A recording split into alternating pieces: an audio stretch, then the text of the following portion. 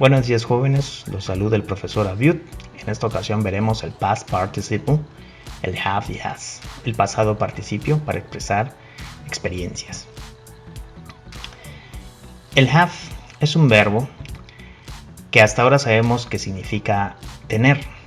Y este verbo tener, este verbo have, cambia dependiendo de la persona o pronombre personal que lo utilice, quedando de la siguiente manera. Aquí tenemos los pronombres personales y el verbo have, que cambia a has dependiendo del pronombre personal que lo utilice.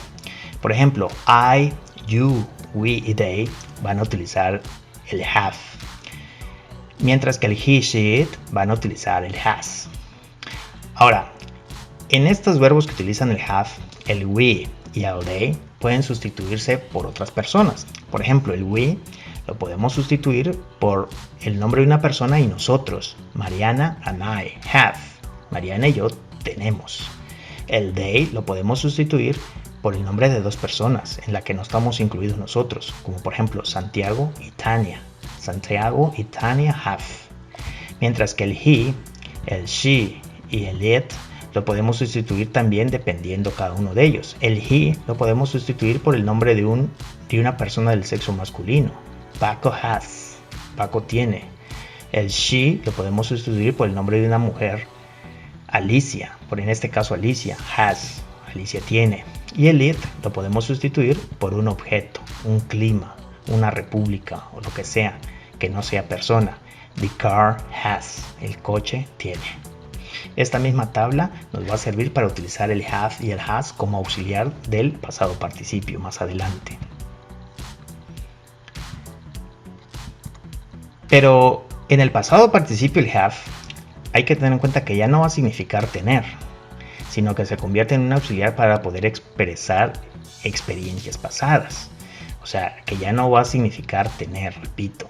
Vamos a ver, ¿cómo podemos expresar esas experiencias? La estructura básica es como en todas las oraciones. Tenemos a un sujeto o un objeto, más el auxiliar have o has, dependiendo, y el past participle verb, el verbo en pasado participio. ¿De dónde voy a obtener ese verbo en pasado participio? Pues los verbos en pasado participio, igual que en los verbos en pasado simple, tenemos verbos regulares, que son aquellos que se les coloca la terminación de, ed o ied. Por ejemplo, decide se le coloca decided y ya quedó en pasado. En pasado simple y en pasado participio es el mismo. Y los irregulares, como por ejemplo go, que en pasado participio cambia por gone, estos verbos irregulares los vamos a sacar de una lista en donde se encuentran incluidos los verbos irregulares en pasado participio, como por ejemplo esta. El verbo go cambia por gone en pasado participio. Entonces esta lista de verbos irregulares la vamos a tener que seguir utilizando. Para que quede un poco más claro, vamos a poner estos ejemplos. Tenemos sujeto, el auxiliar o los auxiliares have o has, dependiendo del pronombre, y el past participle verb, el verbo en pasado participio. Veamos unos ejemplos. Por ejemplo, si digo Antonio ha ido a Europa muchas veces, lo voy sustituyendo por cada una de esas partes. Por ejemplo, Antonio, aquí tengo que decir a. Antonio a. Como estoy hablando de Antonio, entonces estoy hablando de él, he. Entonces el auxiliar que voy a usar es has. El verbo ir es un verbo irregular, por lo que necesito sacarlo de la lista de verbos irregulares, y ahí me doy cuenta que el verbo ir en pasado participio es gone. Y el complemento que sería to Europe many times. Antonio has gone to Europe many times. Antonio ha ido a Europa muchas veces. Veamos otro ejemplo. Mis padres han decidido comprar un coche. My parents, en esta ocasión ya estoy hablando de dos personas. Estoy hablando de ellos. Por lo tanto voy a usar el auxiliar have. My parents have decided, es un verbo regular. Se le agrega una terminación. Este verbo no lo voy a encontrar en esta lista de verbos irregulares. Y el complemento, to buy a car. My parents have decided to buy a car. Mis padres han decidido comprar un coche.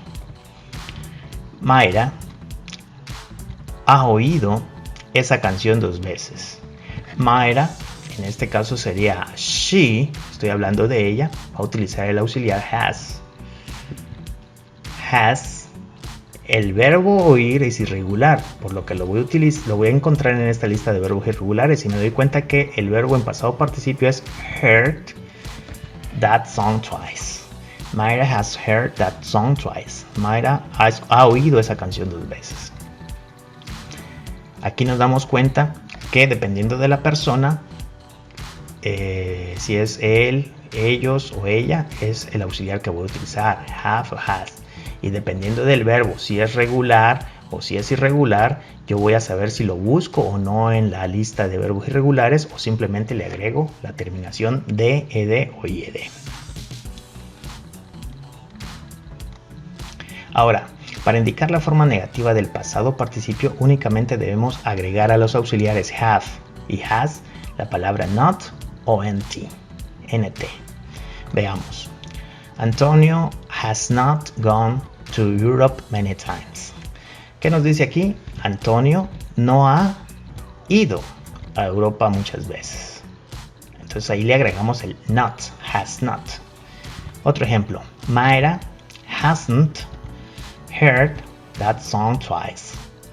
Aquí utilizamos el nt, que es lo mismo que el not. Mayra no ha oído esa canción 2 veces. Mayra hasn't heard that song twice. Entonces podemos usar el has not o el hasn't. Veamos con 2 personas. My parents have not decided to buy a car. My parents haven't decided to buy a car. Mis padres no han decidido comprar un coche. Entonces tenemos que con utilizar el not o el nt ya estoy diciendo no han, no hemos o no ha hecho tal cosa. La forma interrogativa del have y el has. Esta forma interrogativa es igual que en cualquier otro tiempo. El auxiliar en este caso have o has se va a cambiar, por ejemplo el has al principio y el sujeto en medio. Por ejemplo, has Antonia gone to Europe y se le agrega el signo de interrogación, que sería en español ¿ha Antonia ido a Europa? Y se le agregan los 2 signos de interrogación. Veamos el ejemplo de abajo. The students have heard that song. Aquí igual cambiamos el auxiliar. Have the students heard that song? Y agregamos el signo de interrogación. Y abajo quedaría ¿han los estudiantes escuchado esa canción? Y agregamos los 2 signos de interrogación. Como nos damos cuenta, y como ya lo mencioné anteriormente, en inglés se utiliza solo un signo de interrogación, mientras que en español se utilizan 2 signos de interrogación. Ahora, la contracción del have y el has. Si no queremos poner la palabra have completa, podemos contraerla y poner un apóstrofe y la VE. Por ejemplo, they have studied for 5 hours. Ellos han estudiado por 5 horas. Si yo no lo quiero poner completo el have, puedo sustituirlo por el apóstrofe VE. They've studied for 5 hours. They've studied for 5 hours. Veamos el has cómo se contrae. El has se contraería con apóstrofe S. Ejemplo. Frida has slept 8 hours. Frida has slept 8 hours. Lo vamos a sustituir el has por el apóstrofe S, quedando Frida slept 8 hours.